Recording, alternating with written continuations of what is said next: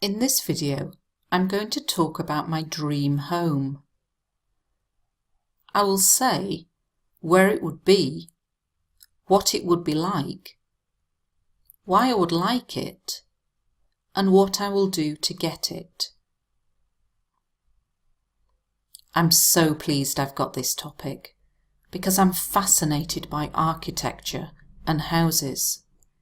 If I had a dream house, it would be located near Lake Garda in northern Italy. This is one of my favourite places in the world because of the cuisine, climate, and beautiful scenery. In terms of size, I wouldn't want a massive house, but just big enough to accommodate me and my family and a few guests. Obviously, it would have a swimming pool. Ideally, I'd love an infinity pool.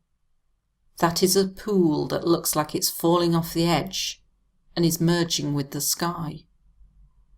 I would love a view of the stunningly beautiful lake from the property, so I could sit out on the patio and look at the water. I find looking at water incredibly relaxing. So this patio with tables, chairs, and sunbeds would be a place where I could chill out. In addition, there would be a lawn with lots of mature trees. I'm not green-fingered, so I wouldn't want lots of flowers. A low-maintenance garden would be perfect. I would like the outdoor space to be filled with lights, so that at night we could use it for entertaining. Oh yes, I nearly forgot. It absolutely must have a pizza oven. I would love to be able to make my own pizzas and serve them to my guests. Finally, I would like the house to have a homely feel. That means that everyone who visits feels at home because it would be welcoming and comfortable. To be honest, I don't know how I'm going to get it. I think the only way is to marry a millionaire. Okay, so let's have a look at some of the language that's been used in this answer. First of all, I'm fascinated by. There are lots of occasions in IELTS speaking when you need to talk about something you like or dislike. Don't use like or dislike if at all possible. I'm fascinated by. Architecture means buildings. Now in this answer, it's an imaginary situation. And so all the time I'm using if I had this, it would be. It would have. I wouldn't want. So you have to talk about an imaginary situation. Here, I'm using more complex words. Basically, I'm saying food, weather, and it looks nice. But I'm saying cuisine, climate, and beautiful scenery. In terms of, this is to introduce the topic that you're going to talk about. So I'm going to talk about the size. Massive. Make sure you know lots of words to describe big, small. To accommodate, houses accommodate people. That's why we get the word accommodation.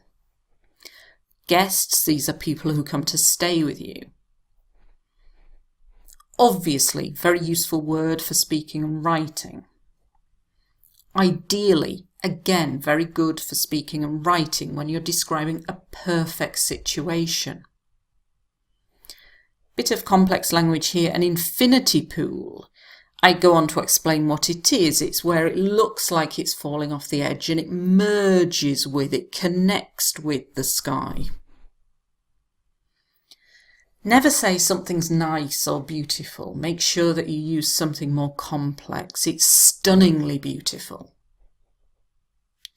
The property, this is another way of saying the house. Patio, this is what you have outside of a house in your garden, and it's usually a paved area where you have tables and chairs.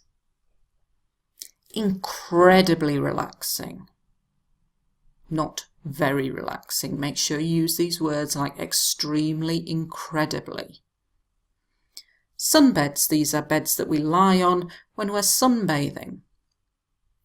Chill out, a great idiomatic expression meaning to relax. Remember to use your discourse markers. In addition, furthermore, moreover. A lawn, this is an area of grass. And instead of just saying trees, I'm saying mature trees. And this is what we use to describe trees that have been there for a long time. I'm not green-fingered. This means I'm not good at gardening. And that's a very complex expression that would impress the IELTS examiner. A low maintenance garden is a garden that you don't need to do much to. Filled with lights for entertaining. So this is an area where you have guests, have people, and you entertain them. If you remember something that you'd nearly forgotten, so, oh yes, I nearly forgot, so you're adding some extra information. And to show the IELTS examiner that it's the last thing you're going to say. Finally,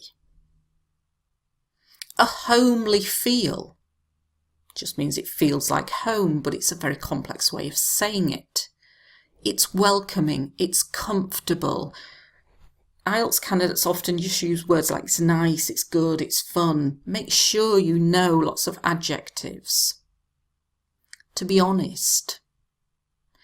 A millionaire. This is a very rich person. Okay, thank you for watching this video and good luck if you've got an IELTS exam coming up very shortly. Make sure to use lots of complex language.